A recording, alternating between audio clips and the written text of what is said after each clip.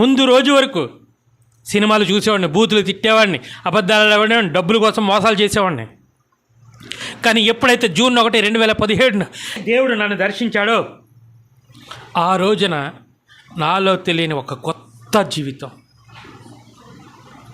నాలో తెలియని ఒక క్రొత్త జీవితం, నాలో తెలియని ఒక క్రొత్త జీవితం.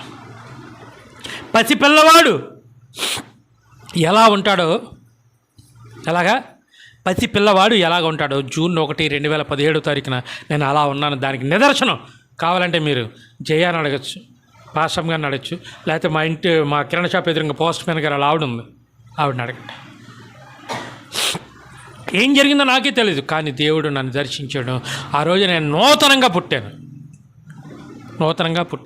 ముందు రోజు వరకు సినిమాలంటే పిచ్చి, జబర్దస్త్ అంటే పిచ్చి, డబ్బు అంటే పిచ్చి. కానీ ఒక్క రోజులోనే దేవుడు నన్ను తాకిన తర్వాత నేను రెండవసారి పుట్టాను.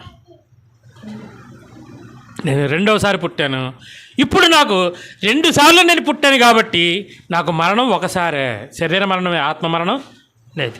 మీరు 2 సార్లు పుట్టారా? ఆ అనుభవం మీకుందా? మీకు కూడా మరణం ఒకసారే. కానీ బాప్తిసం తీసేసుకున్నాం, 2 సార్లు పుట్టేసాను మీరు అనుకుంటే కాదు. నూతనంగా ఒక చంటి బిడ్డ ఎలా ఉంటాడో అటువంటి అనుభవం మీకు వస్తేనే మీరు 2వ సారి పుట్టినట్టు. ఆ అనుభవం లేనప్పుడు, మారు మనసు అనేది మీకు కలగనప్పుడు బాప్తిసం తీసుకున్నా మీకు ఏ ప్రయోజనము లేదు. దేవుడు నన్ను నూతన మనసుగా పుట్టించాడు కాబట్టే, నేను 2వ సారి పుట్టాను కాబట్టే దేవుని ఎదుట నేను శక్తివంతంగా వాడబడతా ఉన్నాను. దేవుని మాట నాకేంటో అర్థమవుతుంది, దేవుని శక్తి ఏంటో నేను అనుభవించగలుగుతా ఉన్నాను.